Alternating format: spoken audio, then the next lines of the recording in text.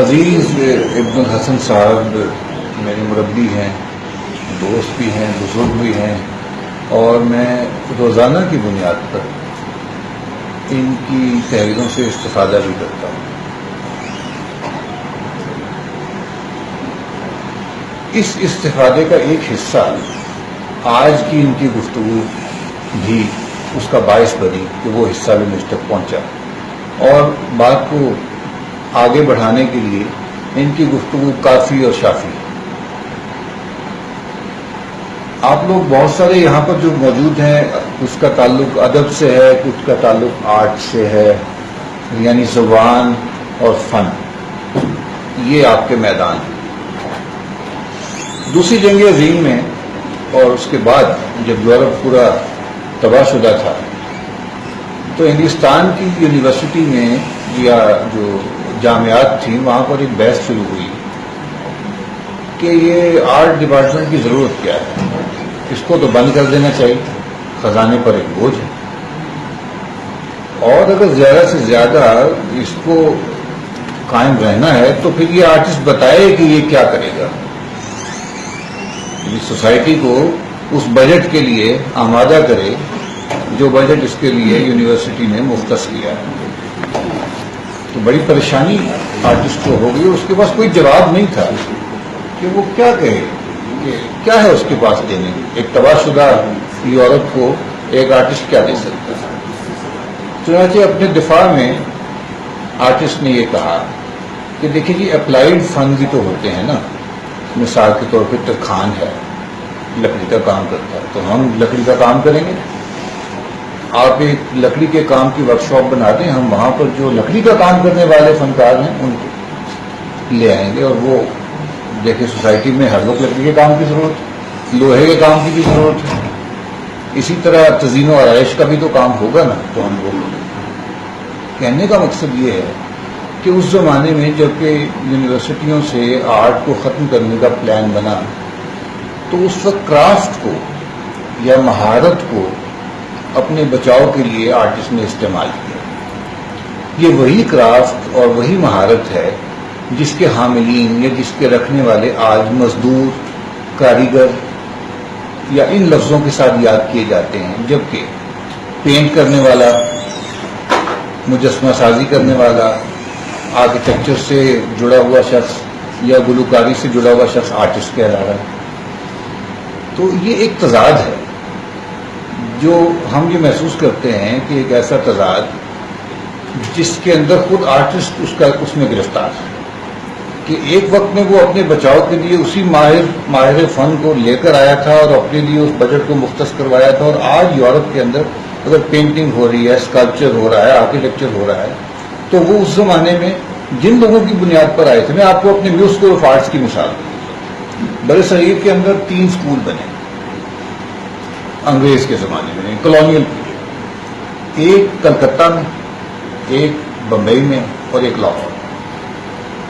یہ تینوں school crafts مین کے اسکول تھے، آرٹسٹ کے اسکول نہیں تھے۔ لیکن اگر آج آپ ان میں آپ وزٹ کریں تو آپ کو یہاں کرافٹ مین نہیں ملے گا، آپ کو یہاں پہ آرٹسٹ کے لیول کے ساتھ کچھ لوگ ملیں گے جن سے اگر آپ یہ کہیں کہ بھائی سیدھی لائن لگا کر دکھاؤ، تو وہ کہتے ہیں سیدھی لائن تو آرٹ نہیں ہوتی، سیدھی لائن تو آرٹ نہیں ہوتی، میں ایک الگ وجود رکھتا ہوں، میری اپنی ایک انفرادیت ہے، میں ایک شخصیت رکھتا ہوں، اور میری اپنی ایک ٹیڑھ ہے۔ میں جب تک اپنی ٹیڑھ نہیں دکھاتا نا، میں اپنی انفرادیت نہیں شو کر سکتا۔ تو کہنے کا مقصد یہ ہے کہ یہاں پر بھی جتنے آرٹ کے اسکول بنے تھے وہ بھی مہارتوں کی بنیاد پر بنے تھے، لیکن اس پر قبضہ گروپ کون سا ہے؟ وہ لوگ جو مہارت حاصل نہیں کر سکتے تھے لیکن زبانی جمع خرچ کر سکتے تھے۔ پھر کیا ہوا؟ جو ریئل آرٹسٹ تھا وہ ان اداروں سے دور ہو گیا۔ لاہور میں ایک بیٹھک کاتبہ بن گئی۔ بیٹھک کاتبہ کے اندر ایک استاد بیٹھا ہوا تھا، اور وہ اسی روایت کا پاسدار تھا جو روایت لے کر کے وہ چل رہا تھا صدیوں سے۔ وہ اسی فن کا امین تھا جو اس کو نبی کریم صلی اللہ علیہ وسلم کی سنت سے اور قرآن مجید سے اس کو نصیب ہوا تھا، اور اسی کو لے کر کے وہ آگے بڑھ رہا تھا۔ تو ایک تو آپ یہ محسوس کریں کہ ہماری سوسائٹی کے اندر یہ جو تضاد ہے، یہ میں اس کا جواب دینے کے لیے نہیں ہے، میں اس تضاد کی نشاندہی کرنے اور اس سوال کو آپ کے لیے چھوڑے جاتا ہوں کہ آپ اپنے اندر بیٹھ کر کبھی اپنی ذات سے پوچھیں کہ یار ہم پھر ریئل آرٹسٹ کس کو کہیں. اب میں ایک اور بات اضافی کروں کہ کرافٹ جسے ہم مہارت کہتے ہیں یہ آرٹ کی معراج ہے, یہ آرٹ کا آغاز نہیں ہے. اس کی وجہ کیا ہے؟ آپ لوک گیت سنتے ہوں گے اور بے شمار ایسی کہاوتیں سنتے ہوں گے جن کے راوی جس کے کہنے والے کا علم نہیں ہے. لوک گیت کا رائٹر کون تھا؟ کوئی تو ہوگا جس نے پہلے دن کچھ کہا ہوگا, لیکن اس میں جو اجتماعی دانش شامل ہوئی ہے اور اجتماعی مہارتیں, مثال کے طور پر گائکی کی مہارت, دھن بنانے کی مہارت اس کے اندر شامل ہوئی, اور وہ ایک ایسا پیس آف آرٹ بنا جس کے اندر ہزاروں نہیں بلکہ لاکھوں انسانوں کا خون, لاکھوں انسانوں کا تفکر, لاکھوں انسانوں کا فن شامل ہو گیا. تو اب یہ کرافٹ ہے, یہ ریپلیکیٹ ہوتا ہے. یعنی کرافٹ کی خوبی کیا ہے کہ یہ ایک ایسا میتھڈ ڈیولپ کر لیتا ہے یا ایوالو کر لیتا ہے جس کے بعد آپ کسی بھی چیز کو دوبارہ بنا سکتے ہیں. آرٹ کے اندر یہی گالی کہلائی جاتی ہے نا کہ بھئی آرٹ کو دوبارہ تخلیق نہیں ہو سکتا. کرافٹ میں کیا ہے کہ یہ دوبارہ تخلیق ہو سکتا ہے. سائنس کس کو کہتے ہیں؟ سائنس بھی تو اسی چیز کو کہتے ہیں جو دوبارہ تخلیق کرتی ہے, جو تجربہ گاہ میں اس عمل کو دوہرا کر کے دکھا دے اور اپنے مقدمات کو ثابت کر دے. تو یہاں یہ ایک تو بحث آرٹ اور کرافٹ کی میں چھیڑنا چاہ رہا ہوں اور اس کو میں اوپن اینڈڈ چھوڑ رہا ہوں. آپ لوگ اپنے طور پر اس پر تفکر کریں. میں انشاءاللہ فیس بک پر موجود ہوں, آپ لوگ سے رابطے میں رہوں گا جو بھی اس حوالے سے ڈسکشن ہوگی. تو آج کے حوالے سے جو میں اپنی تحریر لایا تھا میں اب آپ کے ساتھ کچھ وہ شیئر کرنا چاہتا ہوں. یہ خطاطی اور ادب کے ریفرنس سے ہے. اگرچہ آپ چیزوں کو ڈائسیکٹ نہیں کر سکتے اور نہ ہی آپ چیزوں کو اس طرح سے عمل جراحی سے گزار سکتے ہیں کہ وہ چیزیں الگ الگ ہو جائیں. سوسائٹی یا فنون اور علوم جو ہیں یہ اپنی فہم کے لیے ہم ان کو الگ کرتے ہیں. یعنی یہ کلاسیفیکیشن دنیا میں کبھی بھی طے نہیں ہو سکی کہ یہ علم ہے یا فن ہے, لیکن ہر کوئی اپنے اپنے طریقے میں اپنے اپنے شاگردوں کو سمجھانے کے لیے ایک کلاسیفیکیشن کرنے پر مجبور ضرور ہے. وہ مجبوری کو آپ کبھی بھی حتمی علم نہیں کہہ سکتے یا حتمی بات نہیں کہہ سکتے. خطاطی اور ادب کو الگ کر کے دیکھنا میرے لیے ممکن نہیں. حسن ایک وحدت ہے جسے فلسفیانہ سطح پر دیکھیں تو اس کا جوڑ سچائی کے ساتھ بنتا ہے. یعنی سچ ہی خوبصورتی ہے اور خوبصورتی ہی سچ ہے. جان کیٹس کہتا ہے truth is beauty and beauty truth. ایک مثال سے اپنی بات واضح کرتا ہوں. میرے گھر میں اگر عبدالمجید پرویں رقم کے ہاتھ سے کتابت کردہ پیام مشرق کا نسخہ نہ ہوتا, عبدالمجید پرویں رقم نستعلیق لاہوری کے موجد بھی ہیں, امام الخط ہیں, اگر ان کے ہاتھ کا لکھا ہوا اقبال کا کلام یعنی پیام مشرق کا نسخہ میرے گھر میں نہ ہوتا, یا استاد قاسم لدھیانوی کے ہاتھ کا لکھا ہوا قرآن مجید میرے گھر میں موجود نہ ہوتا, تو ان دونوں کتابوں سے میری محبت جو ہے آج جیسی نہ ہوتی. محبت تو رہتی کیونکہ میری نظریاتی اساس قرآن مجید ہے, میری ملی اساس کے اندر اقبال بیٹھے ہوئے ہیں. میں ان دونوں شراکتوں سے الگ تو نہیں ہو سکتا, لیکن اب جو میری محبت اور وابستگی کا عالم ہے وہ ان دو فن پاروں کے ساتھ جڑا ہوا ہے. ایک فن پارہ قرآن مجید ہے اور ایک فن پارہ پیام مشرق. یہ جانتے ہوئے کہ قرآن 100% سچ کہتا ہے, مجھے قرآن کا وہ نسخہ عزیز تر ہے. قرآن عزیز ہے لیکن قرآن کا وہ نسخہ مجھے عزیز تر ہے اور مجھے اپنے دادا اور والد سے وراثت میں ملا ہے.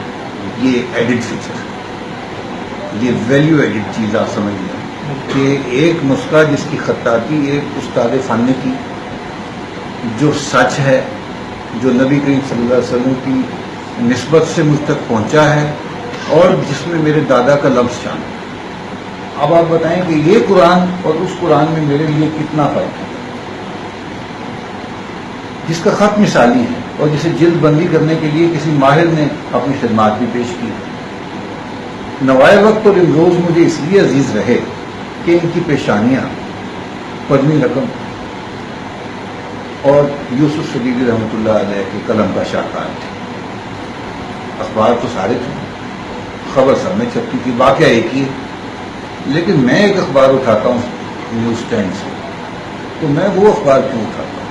وہ اس کا جمالیاتی کرتا ہے۔ ان اخبارات کی شہ سرخیاں دہائیوں تک خطاطی کی مشق کرنے والوں کے لیے قابل تکلیف رہی۔ میرا خیال ہے آپ کی نسل تو شاید اس سے واقف نہیں ہے، لیکن آپ کے والدین آپ کو بتائیں گے کہ وہ اپنا خط سیدھا کرنے کے لیے اخبارات کی شہ سرخیوں کی نقل کیا کرتے تھے۔ ان اخبارات کی شہ سرخیاں دہائیوں تک خطاطی کی مشق کرنے والوں کے لیے قابل تکلیف رہیں۔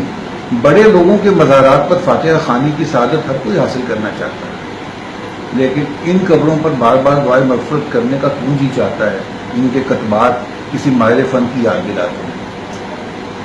مینار پاکستان کی سیڑھی کے ارد گرد اقبال کی نظم قرارداد پاکستان اور آیات قرآنی اگر میرے استاد کے ہاتھ کی نہ لکھی ہوں تو یہ عمارت تو مجھے پھر بھی عزیز تھی، لیکن اتنی حسین نہیں لگتی تھی اتنی حسین یہ حافظ یوسف صدیقی رحمۃ اللہ علیہ، سید نفیس شاہ اور اقبال ابن پرمی رقم اور صوفی خورشید عالم خورشید رقم کے قلم کے بعد ہوئی۔ مختار مسعود صاحب کی کتاب آواز دوست اور سفر نصیب، حکیم نبی خان جمال سویدہ کی پرتل جمال، اوج غزل بخط یوسف صدیقی رحمۃ اللہ علیہ اور دیوان غالب بخط نفیس۔ بخط نفیس سے مراد یہ ہے کہ غالب کا کلام نفیس حسین انور حسین نفیس رقم کے ہاتھ سے لکھا ہوا۔ اگر مجھے دستیاب نہ ہو تب بھی مجھے یہ شاعری ضرور متاثر کرتی، لیکن ان خوشنویسوں نے مانوی اور ظاہری خوبصورتی کو یکجا کر کے مجھے جس تجربے سے گزارا ہے اس پر کم سے کم رقص کیا جا سکتا۔ محمود اللہ صدیقی کے ہاتھ سے لکھی کلیات اقبال کلام میں موجود بلندی خیال سے بھی نوازتی ہے اور مجھے نستعلیق کی مشق پر بھی آمادہ کرتی ہے۔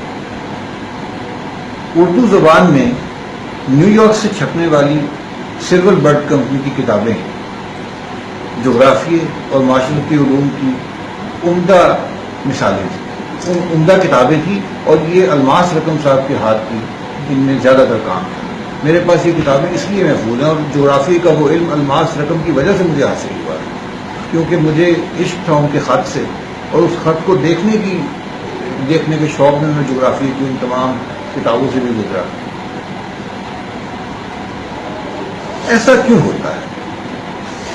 یا یہ میرے ساتھ ہی ہوتا ہے؟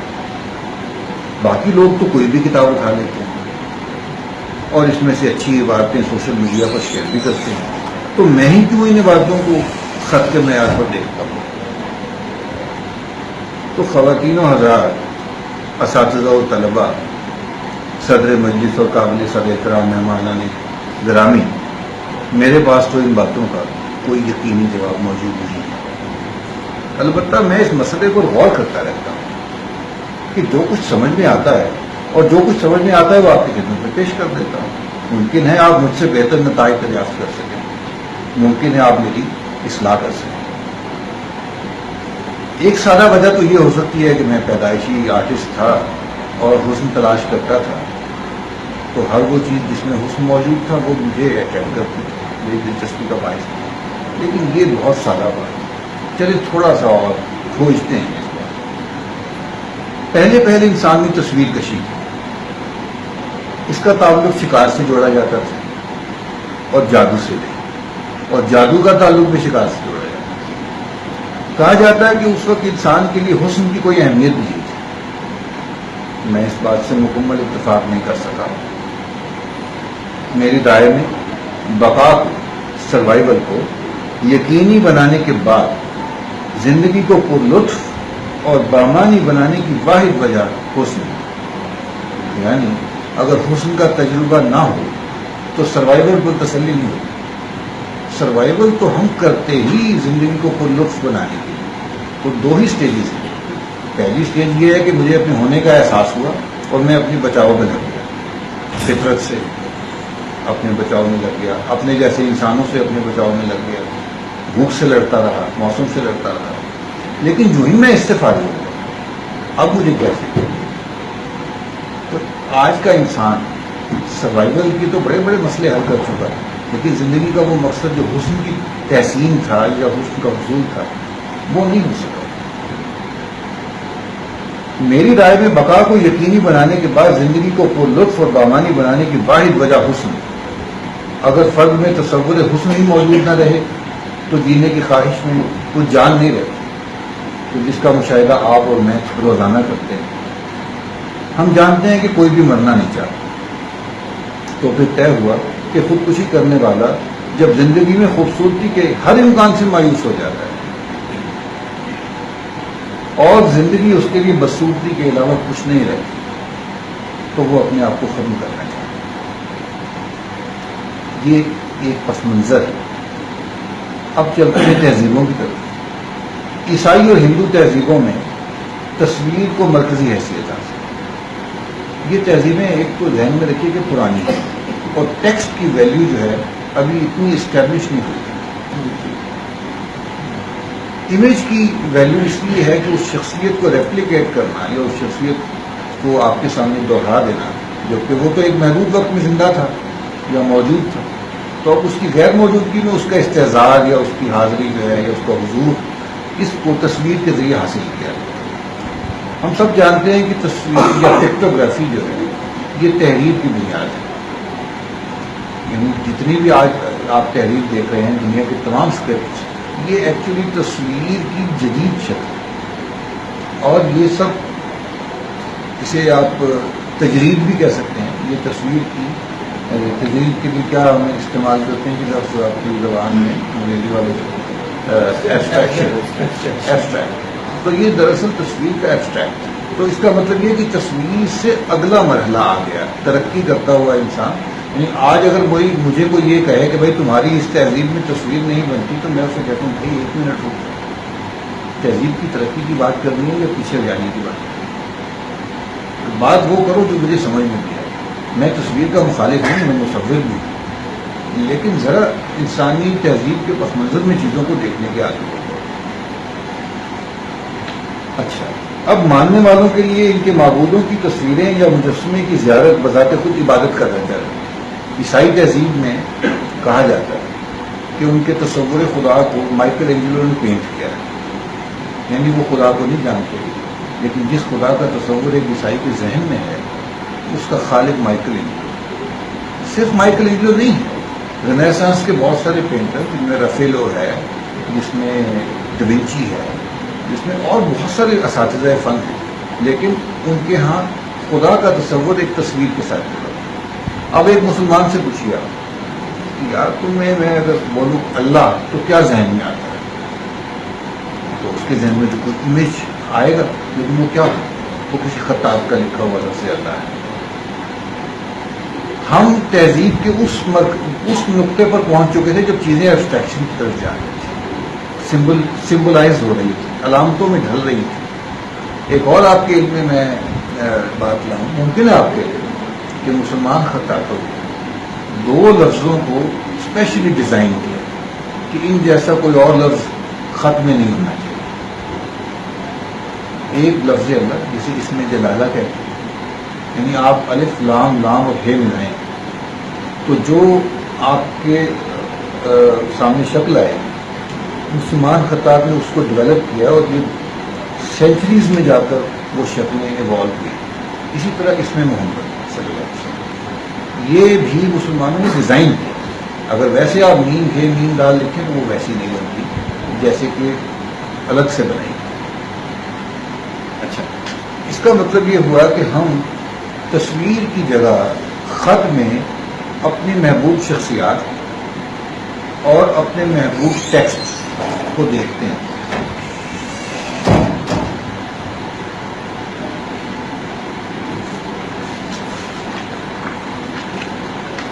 اچھا، مسلم عرب جو تھے یہ بدوی ماحول میں پروان چڑھے، قبائلی ماحول تھا، جہاں تصویر سے زیادہ شعر اور نغمے کی پذیرائی ہوتی تھی۔ یعنی ایک تہذیب کی اپنی بھی، یعنی جہاں پر اسلام ایوالو ہو رہا تھا وہاں کوئی بہت بڑے پینٹرز موجود نہیں تھے، وہاں کے جو سب سے بڑے آرٹسٹ تھے وہ وہاں کے شعراء تھے، پوئٹس، اور ان کو کس چیز پر ناز تھا؟ زبان پر، نغمگی پر، اور انہیں اپنے حافظے پر ناز کہ ان کی یادداشت جو ہے اس میں پورے پورے دیوان محفوظ ہے۔ اب اس ماحول میں ایک ایسا نیا مذہب آ کر پاؤں رکھتا ہے جو کہ ایبسٹریکشن کے دور میں داخل ہونے والے عہد میں شامل ہو رہا ہے، تو یہ ممکن نہیں تھا کہ حضور صلی اللہ علیہ وسلم کی تصویریں بنتی۔ ایک تو شخصیت پرستی کا ایک پہلو بھی تھا جو انسان تجربہ کر چکا تھا کہ تصویر جو تھی وہ ریپلیس کر رہی تھی ایکچولی اس وجود کو جو وجود وہاں موجود نہیں تھا، اس کا استحضار تو پیش کرتی تھی، لیکن اس سے کچھ شائبہ تھا کہ مزید بت پرستی کی طرف آدمی چلا جائے گا، اس لیے اس سے روک دیا۔ اب ہمارے لیے قرآن مجید کے الفاظ تھے جن کو ایک نئی تہذیب کا آئین بننا تھا، جن کی بنیاد پر ہر مسلمان کو زندگی گزارنی تھی۔ تو یہ کیسے ممکن تھا کہ اس کلام کو بہترین انداز سے نہ لکھا جائے؟ اسی قرآن سے فن خطاطی اور فن قراءت ہمارے تمدن میں پھلنے پھولنے لگے۔ 40 کاتبین وحی میں سے ہر ایک کی خواہش تھی کہ ان کی خوشخطی کی وجہ سے حضور وحی کے نزول کے بعد انہیں بلا لیں۔ ہر کاتب وحی کی خواہش یہ ہے کہ میں حضور کے سامنے ایسا خط پیش کروں کہ جب حضور کے اوپر وحی نازل ہو تو وہ ان کو یاد کرے۔ یوں 40 نہیں بلکہ اس سے کہیں زیادہ افراد نے خطاطی اور آرٹ کا ایک خاموش مقابلہ شروع کیا۔ یہ خاموش مقابلہ ایک دوسرے کے احترام پر مبنی ہے۔ یہ آگے نکلنے کی خواہش قرآن کی محبت میں، رسول کی محبت میں ہے۔ اس میں وہ نہیں ہے کہ وہ جو آج کا انڈیویجول آرٹسٹ ہے نا کہ میں سب سے جدا، مجھ جیسا ہسٹری میں کوئی نہیں، وہ والی اہمیت نہیں۔ یہ وہ ہے جو قرآن کی محبت میں اپنی ذات کا بہترین جوہر پیش کرنا چاہتا ہے۔ خط کوفی نبی کریم صلی اللہ علیہ وسلم کی آمد سے پہلے مختلف ناموں سے اسی خطے میں رائج تھا، اور میں کچھ تصویریں آپ کے ساتھ بھی اس گفتگو کے بعد شیئر کروں گا۔ خط کوفی کی جو را فارمس کی وہ آپ کے سامنے رکھوں گا۔ آپ یہ دیکھیں کہ وحی کے نزول کے فوراً بعد خط کوفی کے اندر ڈیولپمنٹ ہونا شروع ہو گیا، اور وہ خط جو اپنی موجودہ شکل میں 500 سال لے چکا تھا وہ اگلے 30 سال کے اندر اپنی مختلف شکلیں نکالنا شروع کر دیا۔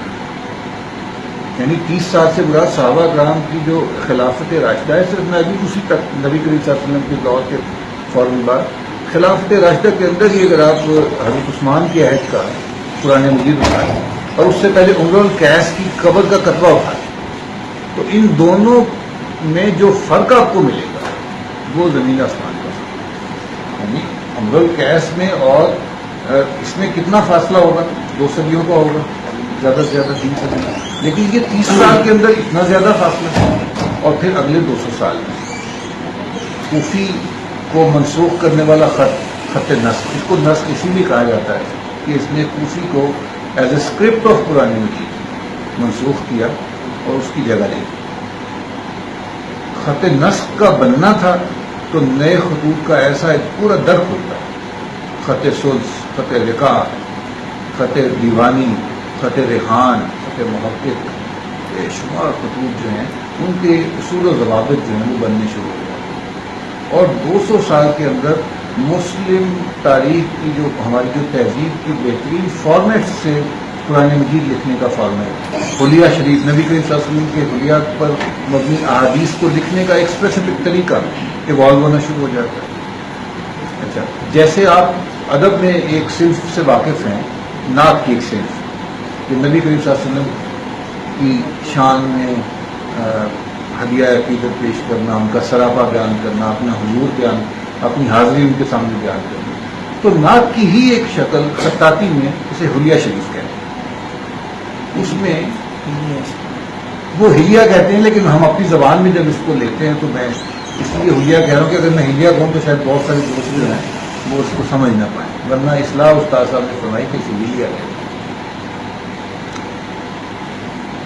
اچھا، اب سوال یہ پیدا ہوتا ہے کہ اتنی بڑی تہذیبی میراث 200 سال کے اندر اتنی زیادہ ڈیولپمنٹ، اور آج کا سینیریو دیکھیں کہ ان پیج کے نام سے ایک سافٹ ویئر موجود ہے اور کسی نوجوان کو اس کے خط کے علاوہ کسی خط کا علم نہیں ہوگا. اگر اس سے ذرا مختلف وہ کوئی خط دیکھ لے تو وہ کہے گا کہ یہ اسٹائلش ہے. اس کے لیے وہ اس نے لفظ ایوالو کر لیا ہے اسٹائلش. یہ سوال پیدا ہوتا ہے کہ بھائی یہ ساری کتابیں تو ہاتھ سے لکھی جاتی تھی پہلے، تو کیا اب یہ ممکن ہے کہ کتابیں ہاتھ سے لکھی جائیں؟ تو میں یہ کہتا ہوں کہ ممکن تو ہے. بات صرف ویلیو ایڈ کرتی ہے کہ آج اگر آپ ان پیج میں چاہیں تو کتاب چھپوا سکتے ہیں، لیکن اس کے اندر حسن ڈالنے کے جو مراحل وہ آپ جب ڈالنا شروع کریں گے تو آپ کسی خطاب تک پہنچیں گے، ایک آرٹسٹ تک بھی پہنچیں گے جو اس کا سرور ڈیزائن کر رہا ہوگا. اچھا جب یہ بنا لیں گے تو پھر آپ ایک بہترین پرنٹنگ پریس پر پہنچیں گے جو اس کی اچھی پرنٹنگ کر سکیں. اس کے بعد آپ ایک بہترین جلد ساز تک پہنچیں گے. تو کہنے کا مطلب یہ ہے کہ جب تک آپ ویلیو ایڈ کرتے ہیں تو چیزیں ویلیویبل بن جاتی ہیں. وہی جس کا میں نے پہلے حوالہ دیا کہ پیام مشرق کا ایک نسخہ میرے گھر میں پڑا ہے، جس کا جلد کرنے والا بھی بہترین تھا، جس کا خطاط بھی بہترین تھا، جس کا شاعر بھی بہترین تھا، اور اس میں میرے دادا کا لفظ بھی شامل تھا. تو یہ چار چیزیں آج بھی تو کی جا سکتی ہے نا. یعنی کیا یہ ویلیو ایڈ کرنا آج ناممکن ہے؟ ممکن تو ہے، لیکن کیا کسی کو پتا ہے کہ یہ ویلیو ہے؟ سوال یہ. میری آج کی گفتگو ان قیمتی چیزوں کے بازیافت ہے جو ہمارے ہاتھ سے نکل. اب آپ مجھ سے پوچھیں گے کہ بھائی اس میں لٹریچر اور خط کہاں ہے؟ تو قرآن کیا تھا؟ لٹریچر. اقوال زرعی یا ہمارے جو صوفیانہ کلام ہے وہ کیا تھا؟ لٹریچر تھا. لیکن اس لٹریچر کا کیریئر کیا تھا؟ کس کے اوپر بیٹھ کر، کس کندھوں پر یہ لٹریچر ہماری ذہنوں میں آج محفوظ ہوا ہے؟ یا وہ آواز ہے یا وہ خط ہے. اچھا خط کو آپ غور سے دیکھیں تو کسی کے علم میں ہے کہ حافظ کیسے بن جاتے ہیں؟ اس لیے بن جاتے ہیں کہ یہ جو ہمارا اسکرپٹ ہے، جو ہمارا رسم الخط ہے، یہ پکٹوریل ہے. اس کے اندر اور رومن خط میں بنیادی فرق یہ ہے کہ رومن خط کے اندر حروف جو ہیں وہ آپ کو ایک ڈیجیٹل فارم میں، بلاکس کی فارم میں نظر آتے ہیں. بلاکس کو میمورائز نہیں کیا جا سکتا. لیکن آپ عربی کے اندر کوئی بھی لفظ لکھیں وہ اپنی ایک الگ شخصیت رکھتا ہے. نستعلیق لکھیں لفظ، میرا نام سجاد لکھیں، آپ میں سے کوئی انتظار ہوگا، کوئی محبوب ہوگا، کوئی عاشق حسین ہوگا، تو وہ سب کے نام کی ایک ایسی یونیک شکل ہے جو دوسرے کسی لفظ سے نہیں ہے. یہ ہے میمورائز کرنے کی بنیادی وجہ کہ قرآن مجید ہمارے ذہنوں میں اسکینڈ پیجز کی شکل میں محفوظ ہے. اور وہی قرآن مجید جس سے ایک حافظ قرآن مجید حفظ کرتا ہے، اس کے پیجز اس کے ذہن میں. جو جی حافظ صاحب آپ بتائیے ہے کہ نہیں یہ بات کہ وہ پورے کے پورے پیجز آپ کے ذہن میں ہوتے ہیں؟ اچھا یہ جو بحران ہے جس کی نشاندہی کر رہا ہوں کہ ویلیو ایڈ تو کیا جا سکتا ہے لیکن ویلیو کا پتہ نہیں ہے. اس بحران کی وجہ کیا ہے؟ اس کا کھوج لگانے کی کوشش کرتے ہیں. میرے نزدیک اس کی وجہ یہ ہے کہ وہ جو میں نے پہلے کیٹس کی آپ کو بات سنائی تھی کہ وہ کہتا تھا کہ truth is beauty and the beauty truth. سچائی حسن ہے اور حسن کیا ہے؟ سچائی. میرے خیال میں آج ہمارا بحران معاشی یا سیاسی نہیں ہے، یہ جمالیاتی بحران ہے. یہ ایستھیٹک کیوس کہہ سکتے ہیں، ایستھیٹک کرائسس کہہ سکتے ہیں جس سے ہم گزرتے ہیں. ہم چیزوں کو جمالیات کے نقطۂ نظر سے دیکھنا شروع کریں، ہم انصاف کرنا شروع کریں، ہماری ٹریفک ٹھیک ہو جائے، ہمارے ادارے سلجھ جائیں. ہم آپ باہمی تعلق میں حسن پیدا کرنا شروع کرتے ہیں تو محبت شروع ہو جاتی ہے. اس کو انتہا پہ لے جاتے تو عشق بن جاتا ہے. وہ وارفتگی آتی کہاں سے ہے ہمارے؟ وہ اسی پالش کرنے کے عمل سے آتی ہے. تو میرے خیال میں جو پرابلم آئی ہے وہ یہ ہے کہ ہمارے دو سینٹر جو ہے نا وہ ڈسپلیس ہوئے ہیں. ایک سینٹر تھا ہمارا تصور حسن کا سینٹر، وہ اب مغرب کی طرف جا چکا ہے. اس وقت اگر کسی سے پوچھیں سب سے خوبصورت چیز کیا ہے، وہ کہے گا آئی فون. میں یہ نہیں کہہ رہا کہ میرے نزدیک نہیں ہے، میں اس تضاد کے اندر آپ کا شریک ہوں. میں اس تضاد کو حل کرنے کے لیے آپ سے بات کر رہا ہوں کہ یار یہ مل بیٹھ کے کرتے ہیں اس مسئلے کو حل. کیا میرے لیے خوبصورت تو ہے آئی فون. سڈنی کا اوپرا سینٹر کسی نے دیکھا ہوگا، ایک ایسے کر کے عمارت ہے میرے لیے آج وہ خوبصورت ہے. میرے لیے اسکائی اسکریپرز جو ورلڈ ٹریڈ سینٹر اور برج خلیفہ خوبصورت ہے. اچھا، لیکن میرا معیار حق تو اسلام ہے. تو اب یہ جو ڈسپلیسمنٹ ہوئی ہے کہ میرا حق اور میرا حسن، یہ ان کو بیٹھنا تھا ایک دوسرے کے اوپر آ کر، یہ چلے گئی تو میری شخصیت جو وہ بکھر گئی. میں اس تضاد کا شکار ہوں کہ جس میں میرا تصور حسن جو ہے وہ جدید عہد اور اس کی ترقیات کے ساتھ جڑا ہوا ہے، اور میرا تصور حق جو ہے وہ میرے مذہب کے ساتھ پیچھے 1415 سال پیچھے چلا جاتا ہے. تو اس بوجھ کو کیسے میں نے حل کرنا، اس کی وجوہات ہیں، لیکن یہ بوجھ آج کی نشست کے اندر اس بوجھ کی نشاندہی کرنا سکتا. کوئی انسان بھی کسی مسئلے کا حتمی حل نہیں چاہتا، لیکن میرا یہ خیال ہے کہ جب تک یہ ڈسپلیسمنٹ ختم نہیں ہوتی، ہمارا تہذیبی وجود جو ہے، ہمارا کلچرل سیلف وہ بنے گا ہی. ہم تہذیبی وجود ہیں ہی نہیں کہتے. میرا کہنا یہ وہ جمالیاتی بحران اصل میں میرے نزدیک ان دو مراکز کا الگ ہونا ہے، میرا جمالیاتی وجود اور میرا تجزیاتی وجود.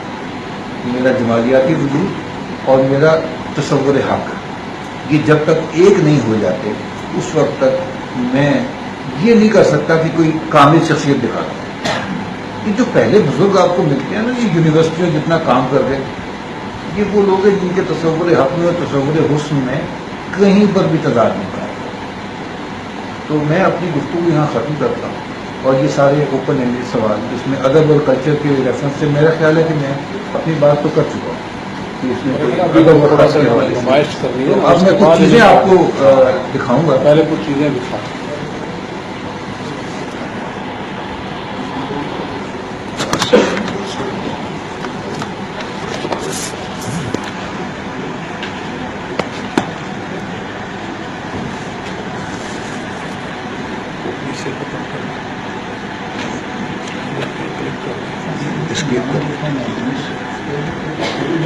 یہ جو اسکرین سیور تو نہیں بنایا؟ اچھا ٹھیک آپ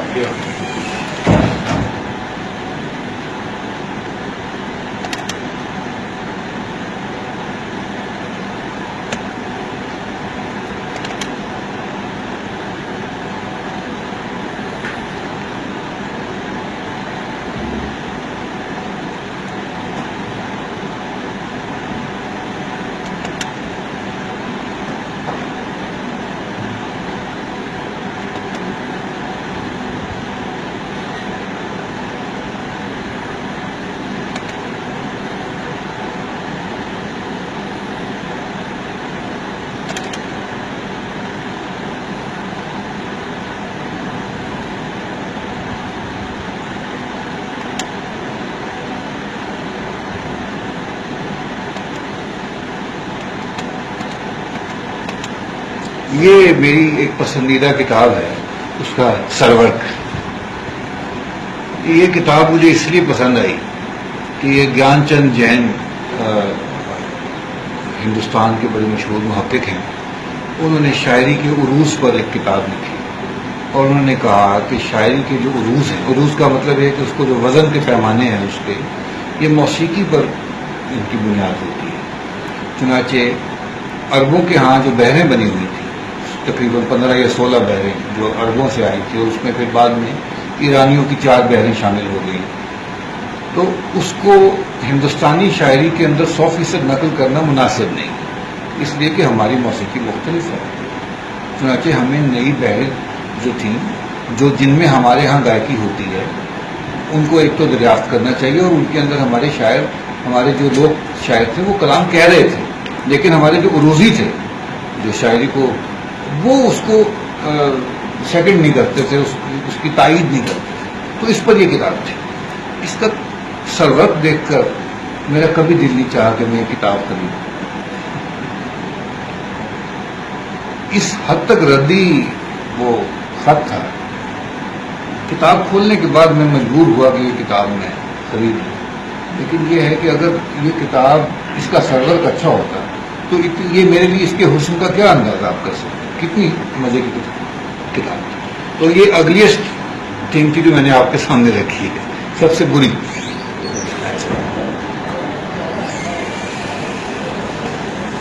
अब मैंने आपसे जिक्र किया था प्याम मशरिक का। ये मेरे साथ बैठे हैं फर्रुख मंजूर साहब, इनकी और मदद से इस किताब को हमने स्कैन किया और अब ये archive.org पर पड़ी हुई है आप लोगों की फायदे के लिए। ये अब्दुल मजीद परमी रकम की लिखी हुई है किताब, और मेरे पास इसका जो नुस्खा है मैं इसको उसी हालत में आपको ये दिखा रहा हूँ। यानी इसकी जिल्द इस वक्त इस हाल में 1923 में ये मेरे घर में आई थी, मैं उस वक्त मौजूद नहीं था।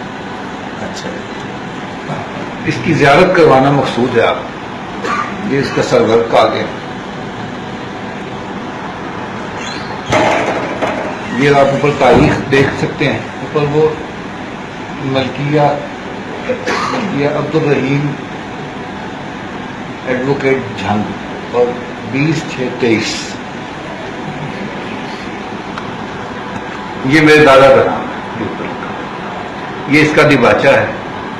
मेरी महबूब तरीन जो तहरीरें हैं जिंदगी में जो मैंने उर्दू में पढ़ी हैं, उनमें प्याम मशरिक का दिबाचा सरे फहरिस्त।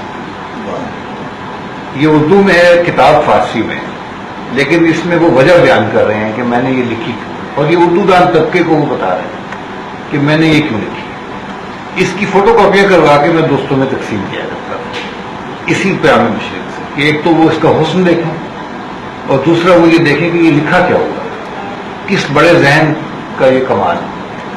अभी मैं शायरी वाले हिस्से पर भी आ रहा हूं, ये तो दिबाचा गुजर जाएगा, यहां से वो शायरी शुरू होती है। अब आप इसको बैन सतूर देखें, जहां लिखा हुआ है पेशकश, और फिर बहुजूर आला हजरत अमीर अमानुल्लाह खान फरमा रवाए दौलत मुस्तकिला अफगानिस्तान। आप इसका हुस्न देखें और आप जरा इन पेज का कोई एक सफा इसके साथ मिलाकर देखें। अब ये लिटरेचर है और ये क्या है, ये खत है।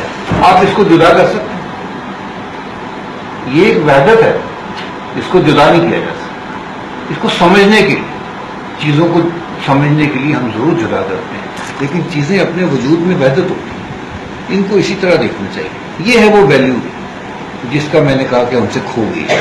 ये आज भी ऐड हो सकती है। खालिद जावेद यूसुफी मौजूद है, आप में से बहुत से लोग मुसन्निफ बनेंगे, तो 6 किताबें छपवाने की बजाय यार एक छपवा लेना, लेकिन वो जिंदा जावेद किताब हो। वो किताब तारीख में लोग ऐसे ही संभाल के रखेंगे जैसे मैंने ये किताब संभाल के रखी, और पता नहीं कितनी किताबें ऐसी होंगी जिनका जमालियाती वजूद होगा ही नहीं। तो उनको कोई, ये हमारे ग्राफिक डिजाइन में बताया जाता है शेल्फ वैल्यू, ये एक मार्केटिंग की तरफ है।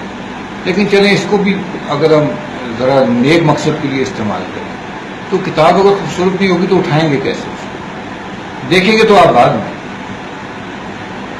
तो ये एक किताब थी। अब मैं आपको एक और किताब,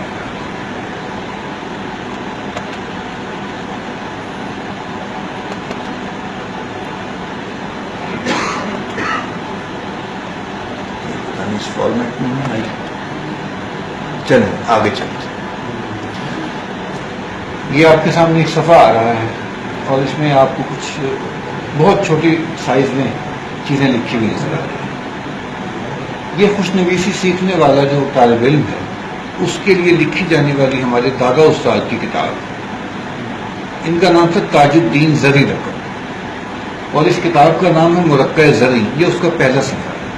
इसमें हरूफ की पैमाइश की गई है और तालिब इल्म को बताया गया है कि स्केल क्या है।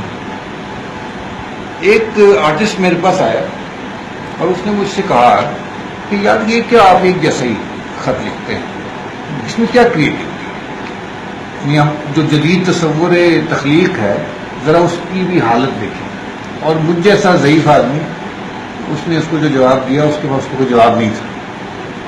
ये क्या है जी, आप अपना कोई स्टाइल बनाएं, आप इतने अरसे से लिख रहे हैं, कोई नया खत ईजाद करते हैं। मैंने उससे कहा कि देखो ब्रश है तुम्हारे पास, वो आर्टिस्ट था और बहुत अच्छा आर्टिस्ट है। मैंने कहा इस पेज पर ना 10 स्ट्रोक्स लगाओ, जैसे तुम्हारा दिल चाहे। उसने लगा दी, पेंट उसके पास था, उन्होंने निकाला, पैलेट में डाला, 10 स्ट्रोक्स लगे। मैंने कहा आप इसमें नंबरिंग करो, स्ट्रोक नंबर 1 जो एस्थेटिकली सबसे खूबसूरत है उसको निशान लगा दिया। मैंने कहा जो सबसे अच्छी है ना उसको दोबारा बना दो, ये तो नहीं हो सकता। मैंने कहा इसके लिए तो पैमाइश की है, नहीं हम पीछे क्यों जाते हैं, फन तो आगे बढ़ने का नाम। पैमाइश इसलिए की थी जो अब मौजूदा स्ट्रोक्स में सबसे अच्छी है उसको कैसे दोबारा हासिल किया जाए। जब इससे अगला कदम उठाना है तो पैमाइश बदलेगी। जब ये यहां तक तो पहले पहुंचो। तो रिवायत ये नहीं है कि आप चीजों को के साथ जामिद हो जाते हैं। रिवायत ये है कि इंसानी इल्म, इंसानी दानिश, इंसानी फहम जिस दर्जे तक पहुंच चुका है उसको इंश्योर करो पहले, और फिर इससे अगला कदम, अगर तुम एक अबकरी हो, एक इंटेलिजेंट आदमी हो, एक जीनियस हो, तो फिर अगला कदम भी हो जाएगा, इसमें क्या है। लेकिन अगला कदम इज्तिमाई इंसानी दानिश के शामिल हुए बगैर नहीं हो सकता। ये जो इंफरादियत के साथ हम कोई भी बड़ा काम करना चाहते हैं मुमकिन ही नहीं है। आप डिस्कवरी तो कर सकते हैं लेकिन उसको रेप्लिकेटेबल बनाने के लिए आपको इंसानी दानिश उसमें शामिल हो। आइंस्टाइन ने एक थ्योरी पेश कर दी रिलेटिविटी की। मैं साइंस का आदमी हूं, सो मेरा कोई दावा नहीं। लेकिन अगर आइंस्टाइन की उस थ्योरी को एकेडमिकली ना सिखाया जाता और आज लाखों की तादाद में वो असातिज़ा मौजूद ना होते जो आइंस्टाइन के उस सारे पैटर्न्स को आपके सामने एनिमेशन के जरिए, आपके सामने ड्राइंग्स के जरिए, बहुत सारे अमली मुजाहिरों के जरिए फिजिक्स के आपको समझाते हैं, तो जब तक वो रेप्लिकेट नहीं हुई, जब तक उसमें इज्तिमाई दानिश शामिल नहीं हुई, वो आइंस्टाइन अपने घर में आइंस्टाइन, कोई बड़े से बड़ा फलसफी अपने घर में फलसफी। लेकिन जब तक कि वो ट्रांसलेट नहीं हो जाता तहजीब के मौजूदा पैमानों में, उन सांचों में आकर ढलता नहीं है जो मौजूद है, उस वक्त तक कि वो आइंस्टाइन हो, वो अरस्तु हो, वो डॉक्टर सलीमुज़्ज़मा सिद्दीकी हो, वो कोई भी हो, वो हमारे लिए काबिल अमल हल नहीं पेश कर सकता। काबिल अमल हल के लिए इज्तिमाई दानिश का शामिल होना लाजिम है, और इसकी ओनरशिप किसी एक शख्स की नहीं होती। आज के शख्स का ये मसला है कि ये ओनरशिप लेने के लिए निकला हुआ है। ये हर चीज को अपने बैग में से निकाल के दिखाना चाहता है, अपनी डुगडुगी पे जाकर दिखाता है कि ये देखो ये मेरी है, ये हमारी है। ये किसी को कहने का जो है ना वो ज़र्फ हासिल नहीं हो सकता। तो मैं अपनी गुफ्तगू तो यहाँ ख़त्म करूँगा और इसके बाद मैं चाहूँगा कि खालिद यूसुफ़ी साहब हमारे दरमियान मौजूद हैं। बात भी तवील हो गई है, कुछ वक्त बहुत